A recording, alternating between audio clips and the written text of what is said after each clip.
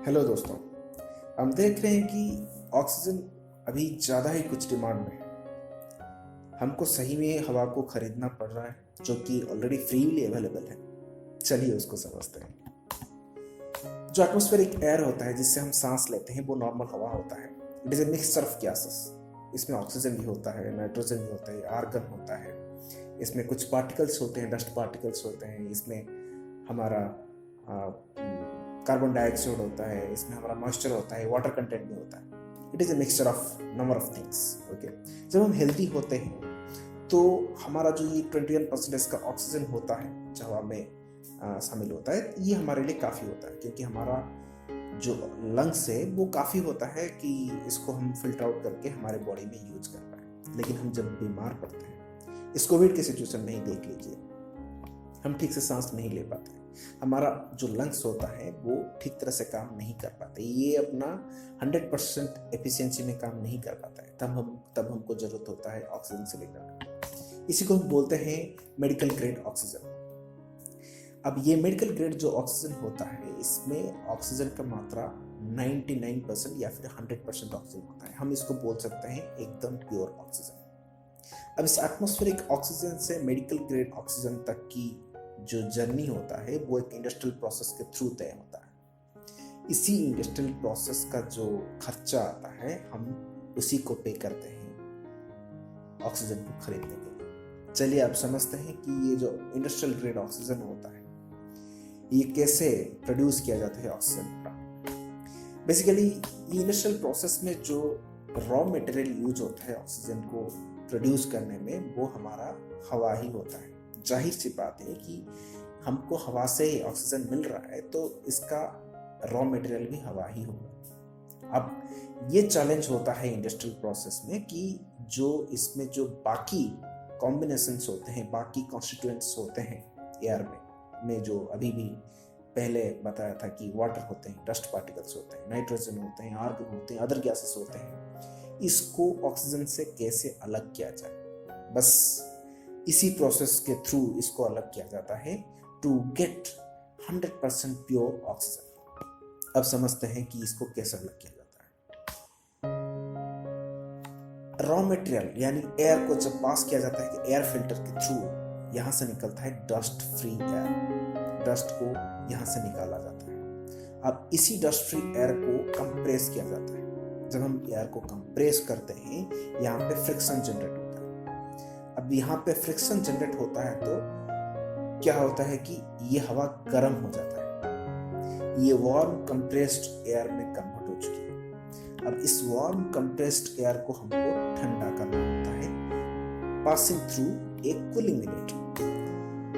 Freezing unit या फिर cooling unit का मतलब यही होता है कि हम इसको एक लिक्विड नाइट्रोजन से होते हुए गुजारते हैं। लिक्विड नाइट्रोजन यानी ये काफी कम टेम्परेचर में मेंटेन किया होता है। इसका जो टेम्परेचर होता है -196 डिग्री सेल्सियस। अब इस कूलिंग यूनिट से जो हवा निकलता है वो कोल्ड कंप्रेस्ड एयर होता है जो कि -200 डिग्री सेल्सियस की टेम्परेचर में रहता है। अब इस कूल्ड कंप्रेस्ड एयर को हम पास करते हैं एक ड्रायर के थ्रू।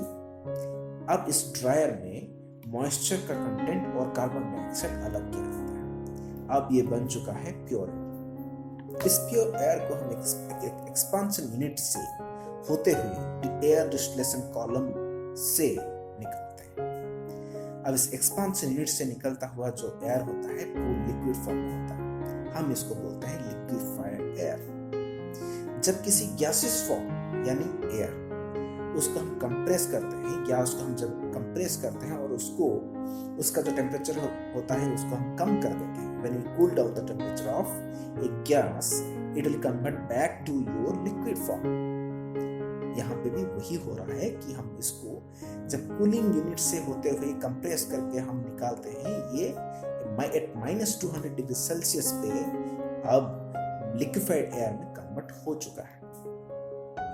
अब हम इसको गर्म करते हैं। स्लोली हम जब इसको गर्म करते हैं तब इसका टेम्परेचर धीरे धीरे बढ़ने लगता है।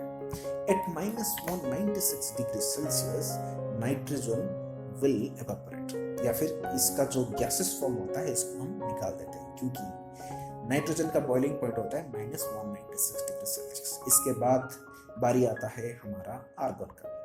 Eight -186 degree Celsius argon gas is separated out. इसके बाद हमारा desired oxygen at -185 degree Celsius में अलग किया जाता है।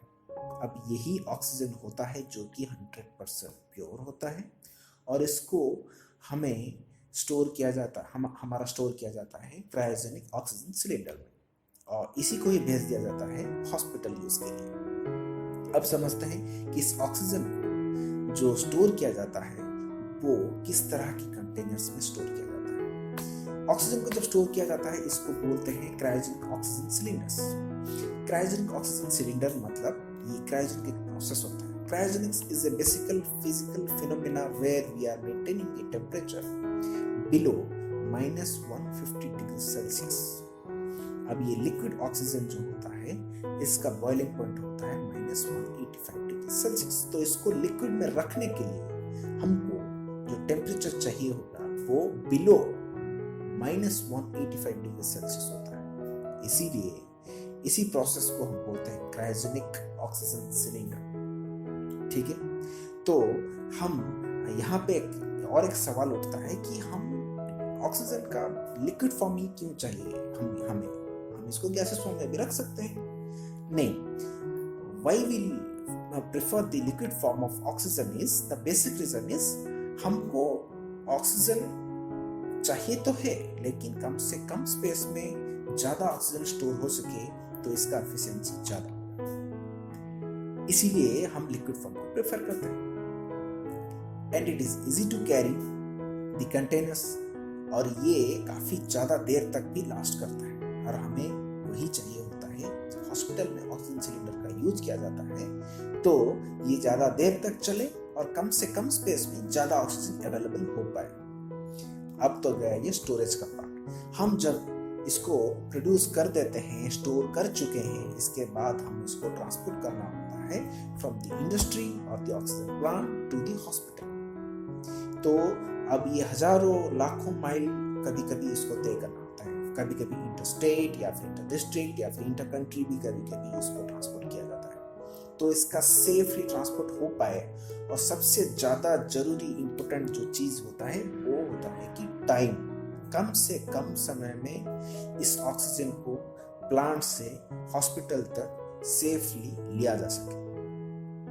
In the shortest route it has to travel from the industry or the plant to the hospital is the biggest challenge.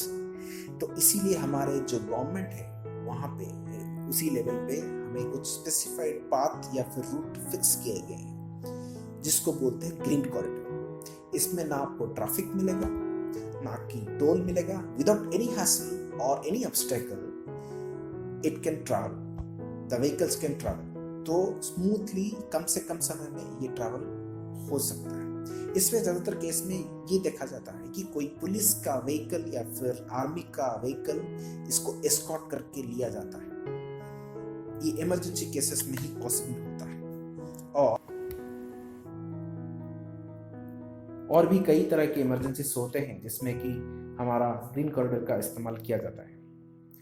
Example के तौर पे हम ले सकते हैं ऑर्गन ट्रांसप्लांट।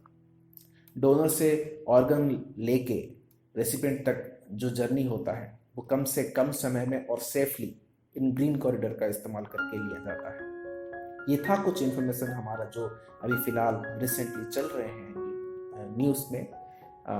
ऑक्सीजन का प्रोडक्शन, उसका स्टोरेज, उसका ट्रांसपोर्टेशन। इस दौरान आपको अगर कुछ भी डाउट हो या फिर related to this topic, if you have any queries you can ask in the comment. Okay, I'll happy to reply those comments. You take very good care of yourself and your family. Till then, goodbye. Thank you.